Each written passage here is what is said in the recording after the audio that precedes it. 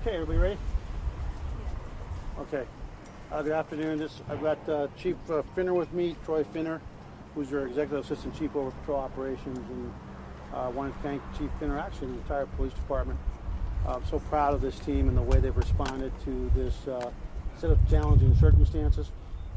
I'm going to give you an update on our officers and their condition and where we go from here. Open up some questions and then we'll go from there. And then I understand you have some body camera questions that we'll just do here as well. We might as well just get two out of the way, right? That way we can move on with our day. Well, first of all, I'm happy to announce that we've been visiting with both of our officers and their families. Officer Ronnie Cortez is, I don't know how to describe that guy. He's been shot multiple times. Here's a guy that's talking with such a good spirit, just really lifting up everyone around him, right? We're all supposed to be kind of maybe depressed, but the truth of the matter is that he's alive. He's got a long recovery ahead of him. So what we ask for people to do, and what we're going to tell you, is that the prayers are working.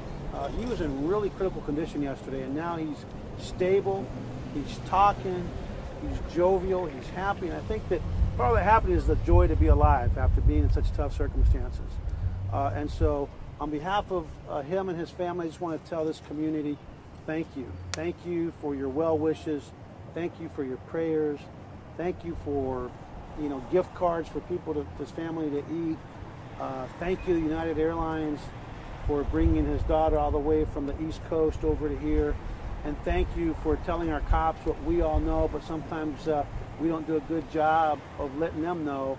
I know that our community really supports them. I know that the community really cares about our men and women, but sometimes I think that we don't do a good enough job, and I'm here to tell you that they're very thankful about the support they've gotten from this community, from the mayor and the council, and just everyone involved, members of the Congress. I mean, they've been getting such wonderful messages. I just left over here with Jose Munoz, and he's in great condition. He's hopefully going to get out here in the next couple of hours. His family's so thankful again that the response has been the way it's been. We were just visiting, and both officers and their family were just overjoyed with, number one, being alive, because let there be no doubt that the person whose life was tragically ended yesterday was attempting to murder two police officers that were simply trying to do their job. But number two, they're grateful for their family, their police department, and the community that they serve, that have demonstrated that their sacrifice, their bravery, their heroism has not gone unnoticed, and that people truly appreciate it. Again, he'll be probably getting out in the next couple of hours. I know that Chief Finner will be around with the family to talk about their experiences later on this afternoon. But again, we've got a lot to be thankful for as a community. I know I got a lot to be thankful for as a chief. The one thing you don't want to get when you're sitting there and talking to all your fellow chiefs from Harris County, you get a call saying that there's an officer involved shooting, 2 officers are down. That's the last thing you want to hear. But hey, today's a day of celebration, and it's a day of moving on. So with that, I'll open it up to any questions on this piece of it, and then we'll move into the body-worn camera issue. Talk about Officer Cortez's specific condition right now in terms of his prognosis and where the bullet is that's still inside of his body.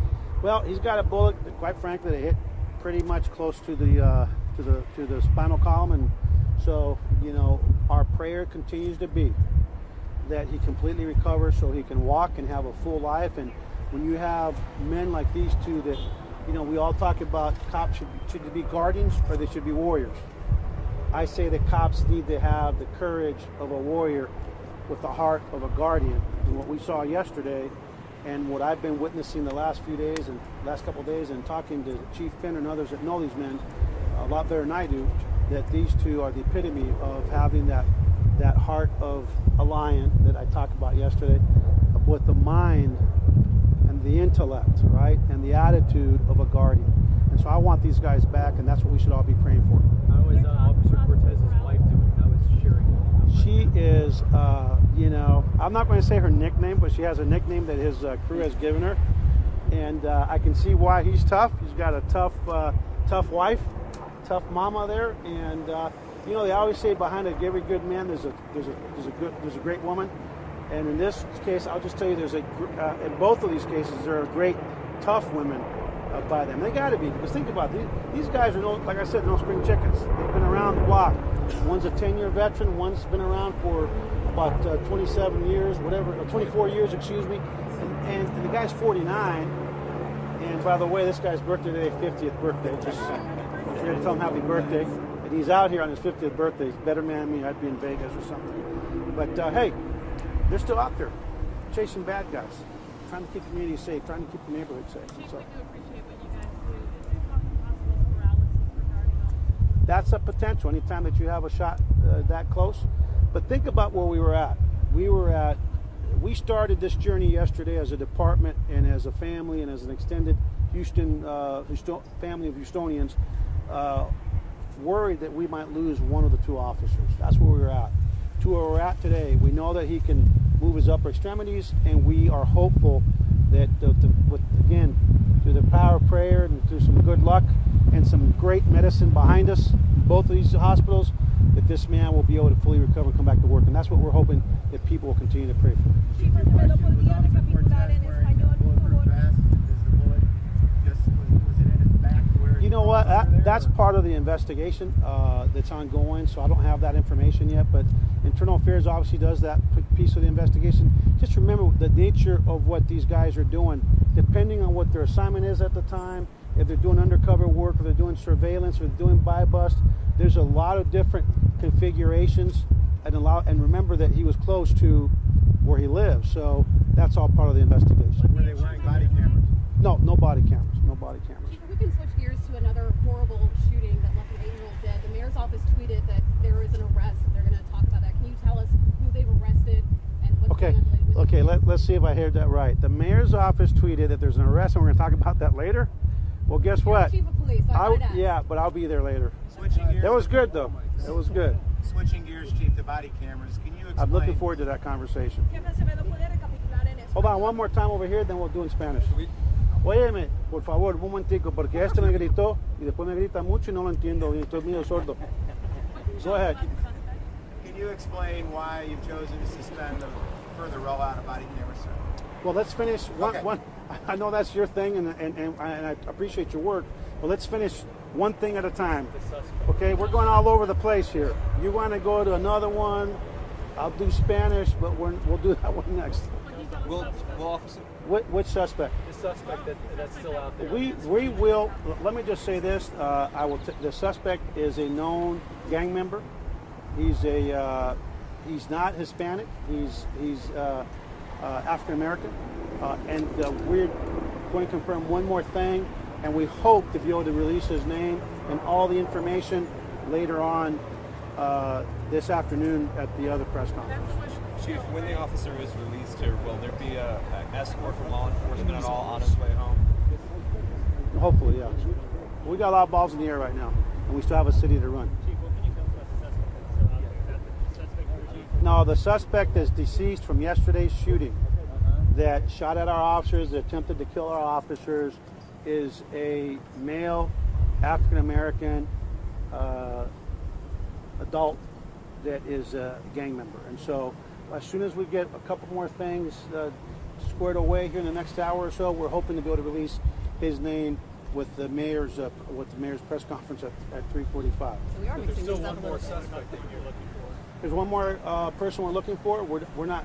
I don't think he's involved in the actual shooting, but I'm confident we'll be getting that suspect into custody soon. And so again, like I told him yesterday, we're not giving up. So you might as well just turn yourself in because we're coming But after you don't think he actually fired? No, we don't believe that there's no. Either officer. No. Other than the fact that we had multiple houses burglarized, and these guys were out there burglarizing homes.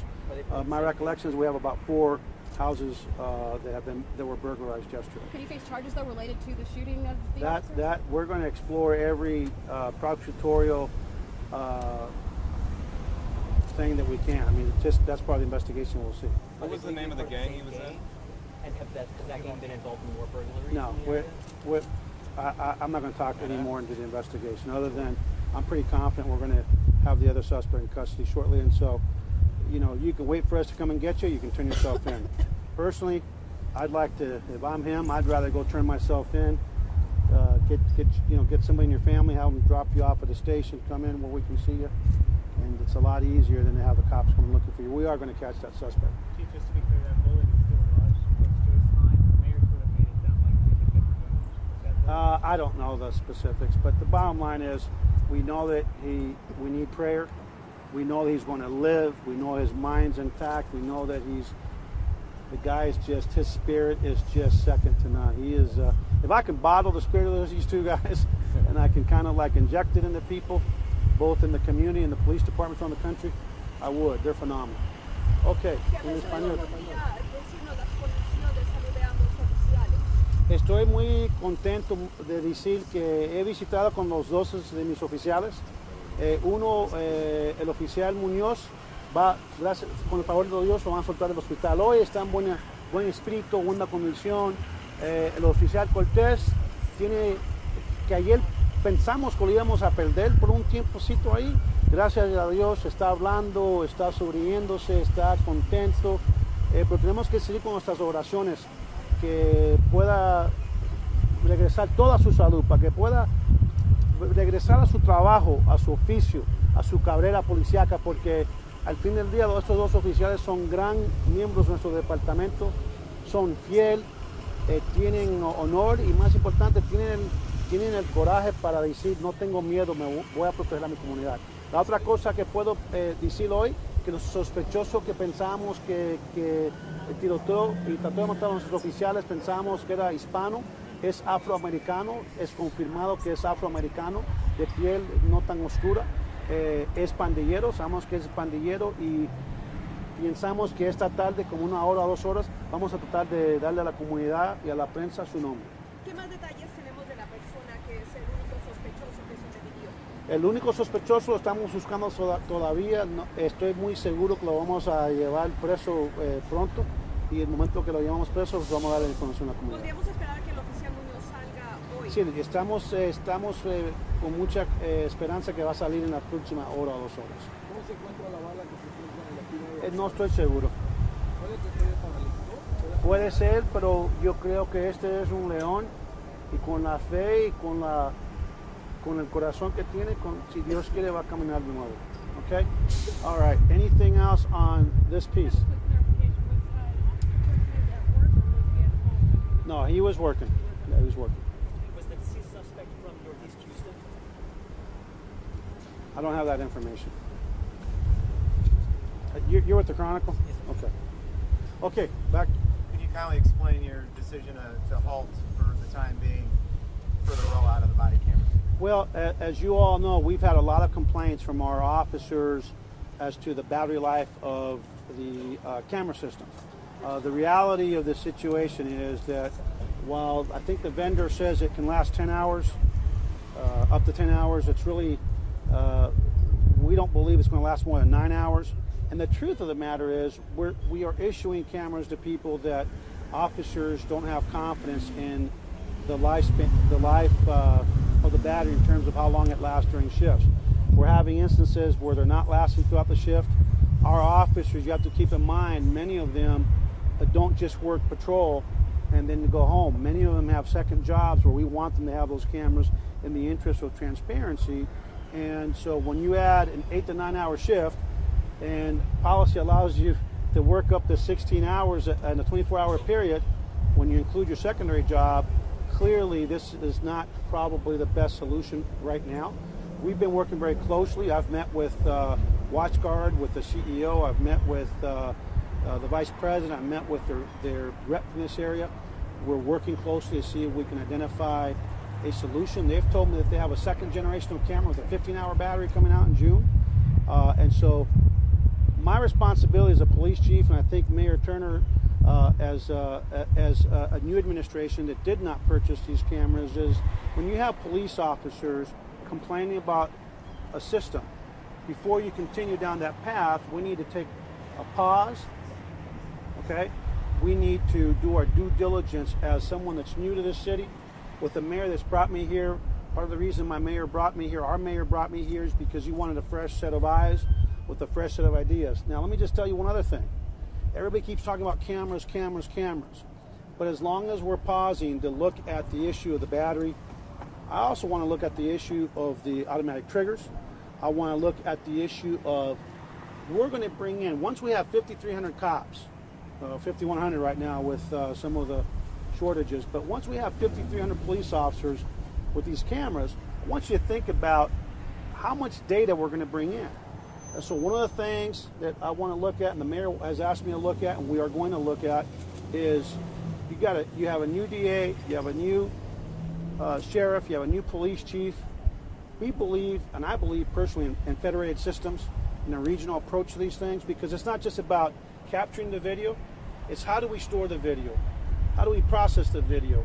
How do we process the video in terms of case submission, case review, when you all in the media want to get information. And then when you think about the number of cases and you think about the costs associated with the prosecution of thousands of cases every year, case submission and case management from a court standpoint is another piece. So there are a lot of balls in the air here, and I really believe personally that we know, I think you know how I feel about not having triggers. I think we set up our community and our cops for failures.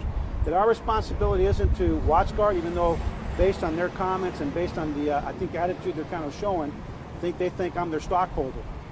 My stockholders and the mayor's stockholders and the council stockholders are the taxpayers of Harris County and specifically Houston, Texas. We're going to do our due diligence. I'm going to do the due diligence to ensure we have the right system, and not just in terms of the camera, but are we doing the right approach for the entire project. And so we have a new HITS director in Lisa, which is the Information Technology Services for the City of Houston. So we are all having these conversations. So how long does this pause go? And while it goes, you have that fewer number of cameras on officers' chests. And if there is, or when there is another critical incident. Hey, you know what? This is 2017. The City of Houston and the Houston Police Department has been serving this community for over 100 years. Cameras are not going to stop anything. Cameras are just going to document what happened. The bottom line is this. We already know we've already had an instance where we had a critical incident because the officers, they stop, they turn a corner, they see a guy with a gun. They did what this community want people to do. They immediately went to try to control the situation. When they turn a corner and they see somebody getting stabbed, this community wants our people to engage that suspect, save lives. So we're still going to have the cameras. We're looking now at seeing in the interim if we can turn it into a kiosk system where officers actually leave the cameras at the station and they actually will check them in and out. We believe with using a kiosk system, which I believe, and I think that the determination that we're going to make as a team is that for now we'll use the kiosk system, checking them in and out. There's a methodology you can use with an adjustment where you'll be able to actually identify which officer has it, which will help us continue to maximize the number of cameras we have in the street in the interim. The vendor says they have something better than automatic triggers, that they have this report after the fact that literally comes at no cost, and all you have to do is click a box on a software. Yeah. Are you receptive to that? Well, that's something that we'll have to look at that'll be part of our conversation as we move forward in our assessment. But quite frankly, when a vendor starts going to the media and having conversations, instead of having ongoing discussions in good faith with their client, it tells me they're more interested in the bottom line than they're interested in our client. I'm here to represent the taxpayers. The mayor's here to represent the taxpayers, and we're not interested in representing WatchGuard or any other vendor. But everything's on the table for us. It sounds like you're not happy with this vendor, point blank. Is that fair to say? Yeah, I'm not happy with the vendor that actually allegedly goes to the media in New York or wherever and starts talking about us trying to do our due diligence. So, anything else? So no timetable on this pause? No. Look, the sooner that we can get this done, the better. But here's the deal. Do we want to get it fast or do we want to get it right? I think that if you as a resident of this community, I want to get it right, and I think that we want to make sure that this pause, that we take the time to do our due diligence. Did you already release what type of My understanding was a 9mm semi-automatic. But you know, Any other questions?